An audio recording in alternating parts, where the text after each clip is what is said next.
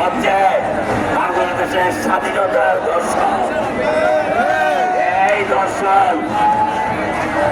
এই দর্শন করে কত এই আগস্ট 24শে আগস্টে বিপ্লব হলো, সেই বিপ্লব একই দর্শনের অনুসারী। আমার বন্ধুরা, আমার এখন নির্বাচনের অবস্থায় আমরা পড়েছি। ইনশাআল্লাহ তাআলা আমরা 3 জন প্রার্থীকে আপনারা দেখছেন, 3 জন আমরা পরীক্ষিত।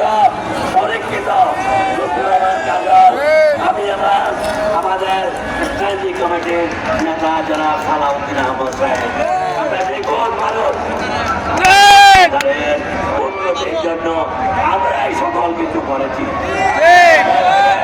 আপনার অন্ত নিয়ে আপনার দেখে তোমার কোথায় কি করেছি। আমার বন্ধুরা, আমার আপনারা সকলে বিভ্রান্তির পথে যাবেন না। কোন রকমের বিভ্রান্তি আপনার ধানের শীষকে জয় করে বাংলাদেশকে আবার স্বাধীন এবং গণতন্ত্র প্রতিষ্ঠা সুরক্ষিত। ধন্যবাদ আপনাদের সকলকে।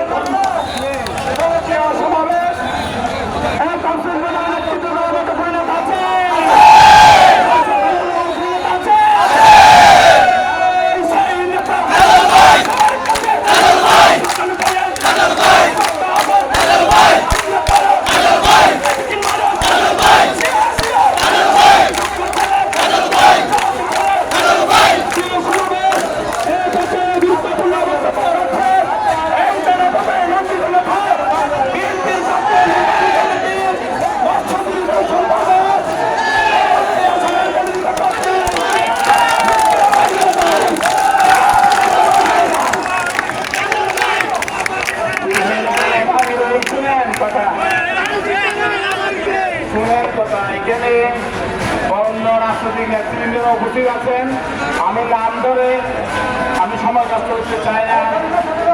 আজকে যারা বন্ধ করো, সবাই শোনো কথা গুরুত্বপূর্ণ।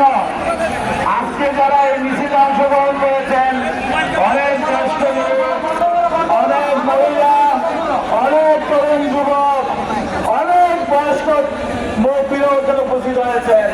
আমি আল্লাহর কাছে কৃতজ্ঞতা জানাই এবং আপনাদের কাছেও কৃতজ্ঞতা জানাই, ধন্যবাদ জানাই। আপনারা অনেক পরিশ্রম করে মাইলকে মাইল হেঁটে এই মিছিল অংশগ্রহণ করেছে। এই মিছিলটা হচ্ছে 7ই নভেম্বর বিপ্লব সংহতি দিবস উপলক্ষে। আপনারা জানেন 24 সালের 5ই আগস্ট একটা নতুন বাংলাদেশ হয়েছিল। ঠিক একইভাবে 1975 সালের 7ই নভেম্বর ঠিক একইভাবে একটা নতুন বাংলাদেশের যাত্রা করেছিলেন শহীদ রাষ্ট্রপতি জিয়াউর রহমান। দেশের সার্বভৌমত্ব রক্ষা করার জন্য সেদিন সিপাহী এবং জনতা একসাথে রাস্তায় বের হয়েছিলেন।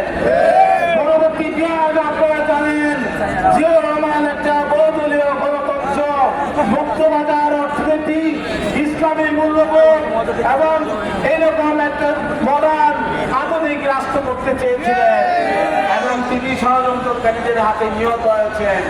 তার সেই নির্দেশিত পথ অনুযায়ী আজকে আমরা জাতীয়তাবাদী দল একটা উদার গণতান্ত্রিক রাষ্ট্র ব্যবস্থা গঠন করতে চাই। আমাদের সকল জাতি আপনাদের দিকে তাকিয়ে আছে, আপনাদের সকল ঐক্যবদ্ধ হতে হবে, সবাই একসাথে কাজ করতে হবে।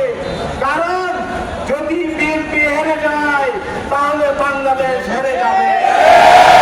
বিএনপি যদি হেরে যায় ষড়যন্ত্রকারীরা টিকে যাবে। যারা বাংলাদেশ নিয়ে বারবার ষড়যন্ত্র করেছে, যারা ভোট চায় না, তারাই পিয়ার পদ্ধতি চায়, হওয়ার জন্য তাল বাহানা করছে তারা, যাতে সাধারণ জনগণ 15 বছর ভোট দিতে পারে নাই, একইভাবে যাতে আবার ভোট দিতে না পারে, সেই কারণে পিয়ার পদ্ধতির কথা বলছে। আমার কথা বেশি বলতে না, আমি দুঃখ প্রকাশ করছি।